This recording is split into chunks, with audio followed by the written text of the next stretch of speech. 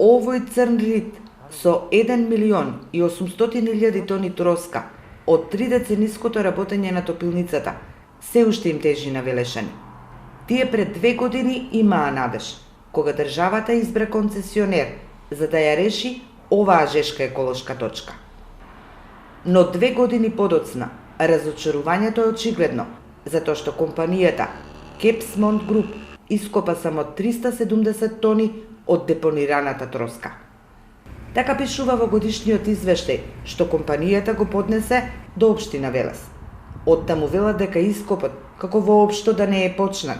Од време на време редовно доаѓаме тука, меѓутоа состојбата како што гледате е иста, односно поставена е опрема за сепарирање на техногената минерална суровина. Не сме сретнале ниту возила, ниту вработени кои што работат на локацијата во 2021 година. Општината на Кепсмонт Груп му издаде Б интегрирана еколошка дозвола во октомври 2019 година, со која го обврза во рок од 4 години да ја изнесе троската од локацијата и црниот рид да го снема. Кога ќе истече важноста на дозволата, практично операторот не ќе може да работи и на локацијата.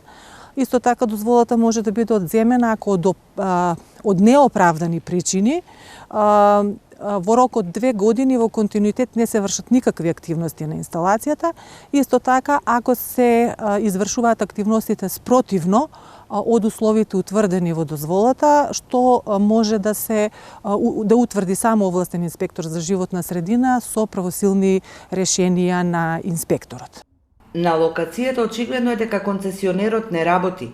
Таму затекнавме инсталација за сепарирање, неколку купчиња преработена троска, една барака и расфрлени метални предмети. Локацијата не е оградена и осветлена, иако Кепсмонт Груп се обезбеди струја.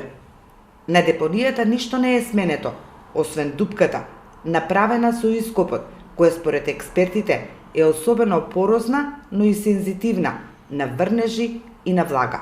Олово-силикатот е главно растворлив и може да се случи тој да дојде во раствор. Од друга страна, цинкот е нешто постабилен, меѓутоа тука се можни и други комбинации, ферити и така натаму, кои исто така можат во одредени случаи да се растворат. Сега овие 350 тони ископана троска не е ништо посебно, не значи дека ќе направат и штета врз животната средина, односно врз подземните води и почвите, иако нормално ништо не треба да се исклучи. По 17 години од ставениот катенец на влезната капија на топилницата за олово и цинк, воздухот во Велес се уште е загаден со тешки метали.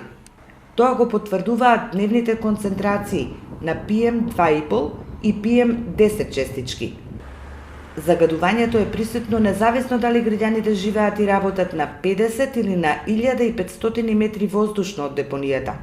Дел од нив се производителите на овошје и зеленчук Илија Смилев и Ристи Илиев, чии ниви се на 50 метри под црниот рид.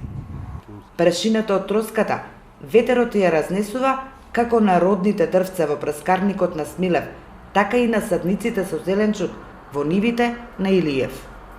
Најголема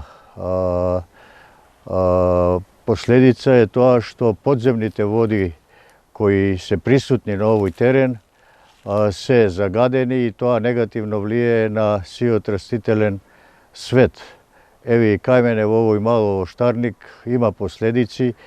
Дрвата почнуваат да се сушат и покрај тоа што им ги давам сите потребни елементи за нивниот развој. И тоа е страшно. У подземните води кои што води никој не може да ги контролира кај се движат. И одат надоле, нагоре, спрема тоа кај им е најлесно, таму се движат.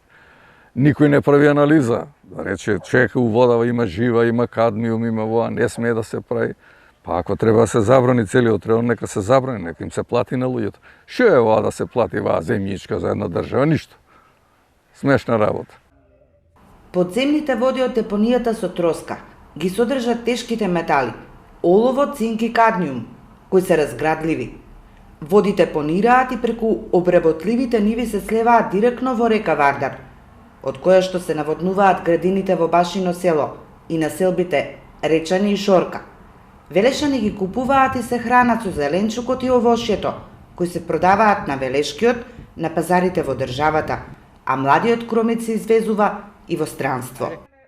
Безуспешни беа трите обиди на истражувачкиот тим на ДУММК од концесионерот да обезбеди одговори на новинарските прашања. Кога Велешани континуирано ќе започнат да ги гледаат нивните камиони, како ја извлекуваат троската од оваа депонија. Поточно, кога црното сениште ќе го снема од Велес. Во секој од телефонските комуникации, Кепс Монт Груп го одолговлекуваше одговорот за 10 дена.